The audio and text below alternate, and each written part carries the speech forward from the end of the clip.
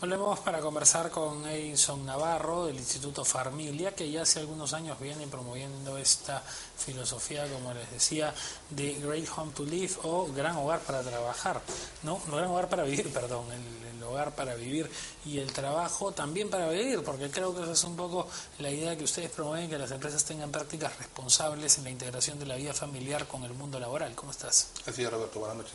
Primero que nada, darte las gracias por la invitación y decirte que el Instituto de Ciencias del Matrimonio, Farmilia, de Familia Reunida, es una institución civil sin fines de lucro en la que estamos apostando por fortalecer las relaciones de pareja.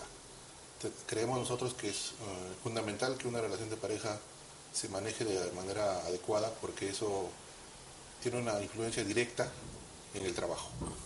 Hemos hecho algunos estudios estadísticos en los cuales hemos determinado que una persona que tiene problemas conyugales durante las próximas 48 horas su rendimiento laboral disminuye. Ahora, ahí hay un tema que me imagino no es igual para todas las industrias ni para todos los negocios. Hay trabajos que por su naturaleza son más exigentes en tiempos que habitualmente son utilizables para la familia, o que se tiende a creer que son utilizables para la familia, y ahí suele estar el dilema existencial para muchas personas en las que en el que se chocan, ¿no? La vocación que uno tiene con las exigencias de la vida familiar. Así es, por ejemplo, hay sectores de la industria, de los servicios, que requieren que la persona, el trabajador, el colaborador en estos casos, se traslade a otras zonas que no son justamente el lugar donde ellos viven. Entonces, una de las políticas de responsabilidad social orientadas a este tema, justamente de generar el mejor hogar para vivir, la certificación GHTL, es que nosotros queremos que se generen políticas al interior de las empresas que permiten a esas familias volverse a reunir. Es decir, hay políticas actualmente en algunas empresas con las que hemos entrevistado que tienen ya implementadas una serie de programas para que las familias se reúnan, les dan bonos, por ejemplo, cuando contraen matrimonio, o sea, formalizan su relación, o cuando tienen hijos, ¿no? Entonces, eso es parte de las políticas de responsabilidad social orientadas hacia la familia. El tema es que también, como dices, un caso el típico es ese, ¿no? Distancia obligada por temas laborales, pero también se da el otro caso, ¿no? El caso de trabajos que en sí mismos rompen un poco los tiempos habitualmente familiares. Me pongo a pensar, por ejemplo, los médicos, ¿no? Que no tienen un horario fijo porque tienen que atender emergencias y cosas así. Así es, y justamente como el tema es un tema casi transversal a todas las profesiones, a todos los oficios, es que nosotros creemos que las empresas, así como se preocupan de dotarlo al trabajador, al colaborador de ciertas habilidades, de ciertas técnicas para que desarrolle mejor su trabajo, creemos que también es importante que se desarrollen algunas habilidades blandas, algunas habilidades de corte, digamos, psicológico, de corte emocional, ¿no? ¿Por qué? Porque como somos seres humanos, somos seres que reaccionamos ante emociones. Y muchas veces cuando no sabemos manejar esas emociones en el aspecto familiar, esa mala experiencia la trasladamos al trabajo. Y el gran esfuerzo que ha hecho nuestro empleador para generar un buen ambiente laboral, muchas veces se ve afectado, ¿no? Claro, ahí me imagino que el tema pasa por las prácticas que más naturalmente le salgan a la empresa también, y cómo poder ir cambiando a veces la cultura. Yo creo que en estos tiempos de mayor horizontalidad estas cosas son un poco más fáciles. Antes todo era un poquito más vertical, ¿no? En realidad sí, y había de alguna manera un descuido por el desarrollo de este tipo de habilidades, ¿no? Si bien es cierto, las empresas se preocupaban porque los trabajadores tuvieran cursos de capacitación para determinado tipo de oficios, en realidad ahora creemos importante también que las empresas se preocupen por dotar de esas habilidades, por ejemplo, en el tema de manejo de conflictos al interior de su relación de pareja, ¿no? Es un ejemplo típico porque ¿quién puede decir que en su relación de pareja no tenga conflictos? Claro. Los conflictos están ahí prácticamente todos los días. Y si a eso sumamos el estrés del trabajo, por ejemplo, para algunas industrias como por ejemplo la industria del transporte, que la persona está fuera de su casa durante varias horas o durante varios días en algunos casos, lógicamente este tipo de problemas se agudizan. Y si no dotamos al colaborador de habilidades para saberlas manejar, el problema se agrava. Claro, y en realidad depende mucho también de cuánto abstraiga el trabajo al trabajador, ¿no? Que a veces es algo que ocurre. Así es.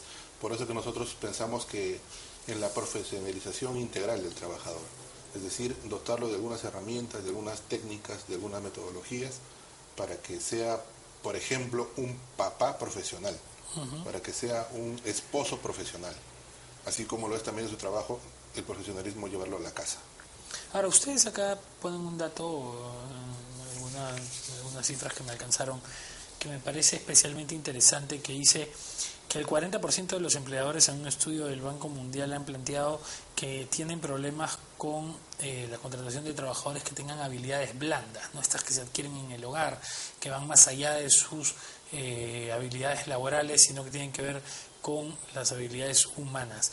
Eso en realidad, claro, es un tema que, como se dice, viene de fábrica, ¿no? Pero me imagino que la empresa puede hacer bastante por sacarlas a flote también. Así es, y es un tema que si nos fijamos en el binomio familia-empresa, se crea un círculo virtuoso, porque si la empresa se preocupa porque el colaborador tenga un ambiente familiar, digamos, pacífico, donde no hayan conflictos que alteren la emotividad del trabajador, los hijos de estos trabajadores también van a poder desarrollar esas habilidades a través del ambiente en el cual están viviendo. Porque si no es así, los hijos empiezan a tener problemas, primero en el colegio, luego no saben manejar sus emociones, empiezan a tornar hacia conductas agresivas hacia los demás, el caso del bullying, por ejemplo. Y a la larga, una secuela que queda en ellos es la de la falta de habilidades, por ejemplo, en liderazgo, en el trabajo en equipo, ese tipo de cosas, ¿no? Que cuando vayan a ser empleables, van a ser algunas deficiencias que ellos van a tener. Ahora, ¿cómo, Enzo, han ustedes trabajado con empresas esta filosofía? Y hay algunos casos en los que creo que ustedes han hecho algunas consultorías para tratar de inculcar esta idea de poder vincular mejor el trabajo con el mundo familiar. Y me imagino que los casos también deben haber sido variados. En algunos casos tiene que haber sido más sencillo por la naturaleza a lo mejor del negocio o por la misma cultura corporativa, y en otros no tanto. Sí, en realidad, como nosotros hemos hecho un estudio de alrededor de cerca de 500 empresas, hemos encontrado que todavía este tipo de políticas de responsabilidad social orientadas a la familia se está en una fase incipiente. Eso es lo que nos motiva justamente al Instituto de Ciencias del Matrimonio a dar un impulso a este tipo de políticas a través de la difusión de esta certificación Gran Hogar para Vivir, o GHTL, como la estamos denominando. Entonces, lo que nosotros hemos encontrado es que de esas 500 empresas, solamente 10 tienen ya establecidas algunas políticas orientadas a este tema. Entonces, el camino que hay que recorrer todavía es bastante amplio. Y lo que hemos encontrado, sí, también en algunos otros casos, como por ejemplo, hay empresas que son corporaciones transnacionales como Daewoo, que ya tienen alguna preocupación, que tienen políticas establecidas orientadas a este tema. Claro. A que el trabajador se desenvuelva no solamente eficientemente en el trabajo, sino también en su casa, en su familia.